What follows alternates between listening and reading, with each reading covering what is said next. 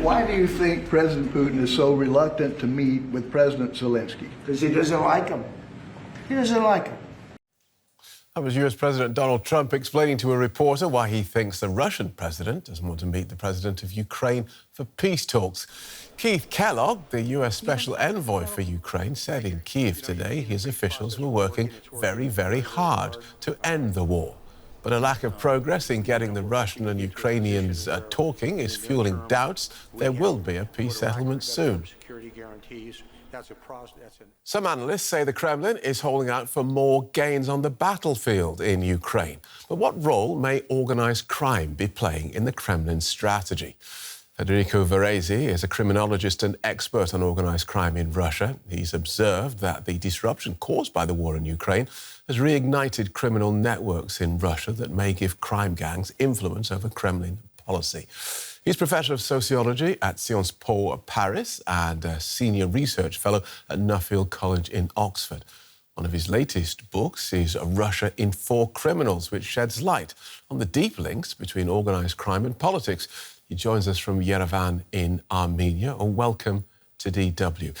Could you start by giving us an idea of how organised crime is intertwined with Russia's government? Well, organized crime has a long history in the Soviet Union and also in Russia. And in the 90s, organized crime was very powerful and also, I would say, more powerful than politics. It was managing markets, organizing the economy to a great extent, of course, the illegal economy as well as the part of the legal economy. With the rise of Putin, that kind of organized crime has been crushed. And if you wish, the state has taken the role of organized crime. So in a sense, it is the state now that operates as an organized crime machine, and which I mean, they don't follow necessarily the rule of law. The power trumps legality and morality.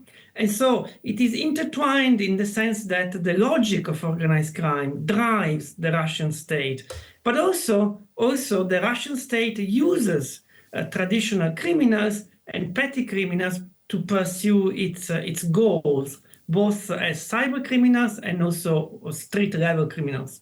OK, so just to be clear, organised crime always existed and flourished. Putin came along, crushed them and said, I give you a licence, in effect, to operate so long as you do as I tell you. Exactly. That's exactly what I meant. Right. And what they get out of it is the ability to accrue money in their various criminal endeavours. Presumably they give a kickback to the Kremlin? Well, exactly. What they get is the permission to operate, as you rightly said, and not to be killed. Because we should be aware that Putin has passed actually quite harsh laws against organized crime.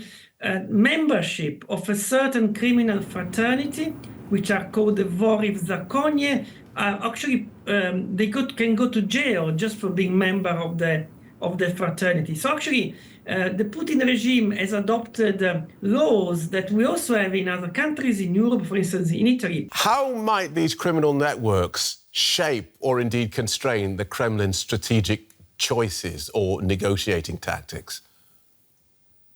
Well, the criminal networks are extremely important now for the Russian state. Imagine that in effect, the Russian commercial fleet is illegal and so operates outside the international law. There are also criminal networks at the borders of Russia so that they can smuggle in goods which are under sanctions, and also quite significantly, cyber criminals following exactly the kind of contract that we just mentioned. Cyber criminals are allowed to operate and to attack foreign organizations and foreign individuals for money, for profit. But when the Kremlin needs them, they need to follow the Kremlin's decisions to attack certain politicians or certain institutions for the strategic aims of the government, which now, of course, is at war with Ukraine. And so you've researched this, and you can directly connect Vladimir Putin, the leader of Russia, to these organised crime gangs, can you? Well, so yes, I've been researching this topic since the 1990s and late 80s. And what you can certainly say about Putin is that he grew up in an environment where the traditional organized criminals were very prominent. And he admired them very much as a young man. And what is very interesting, I think, is that he uses the jargon and the concepts of the criminal world. So the Russian and the Soviet criminal world was very developed, had a jargon of its own, tattoos, language, expressions, words.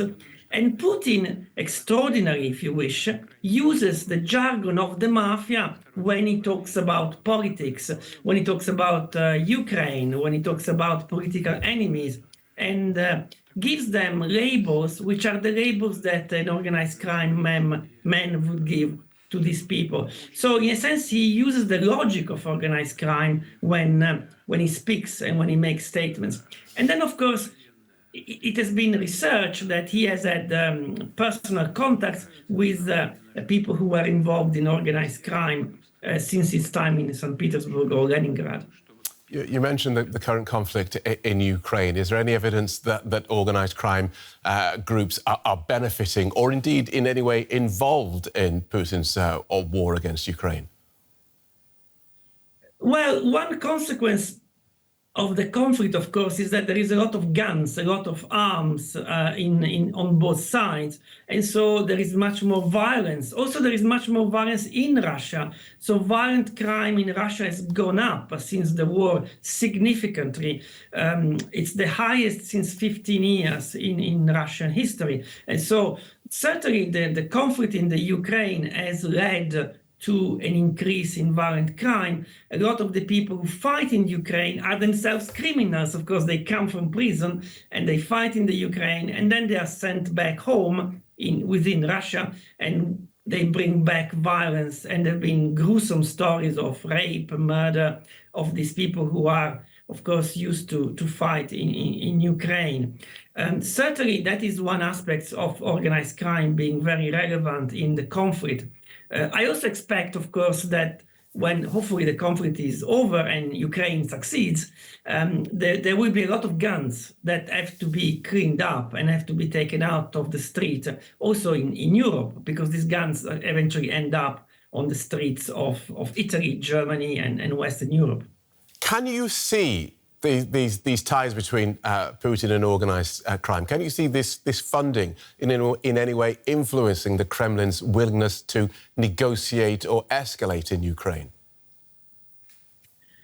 Well, as I said before, I think the most evident behavior of Russia, of the Russian diplomacy and Putin himself, is the logic of organized crime. So the logic of a mafia boss, which is used in the negotiation. So in a sense, he adopts the logic of being completely amoral, of not following international law, of labeling opponents as animals who just need to be killed, using very rude language, including reference to rape when he talks about Ukraine. And so in a sense, to me, the most interesting and significant aspect of this phenomenon is how the logic of organized crime is being used in the negotiations, right, with total disregard, of course, with the law, a total disregard of the law. Imagine that in the criminal world, people who are referred to as men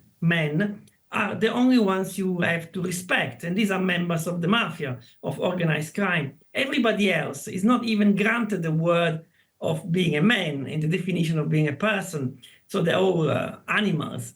And that's the way Putin conducts his diplomacy now. That's a fascinating analysis, and we thank you for it, Professor Federico Varese. Thank you. Thank you.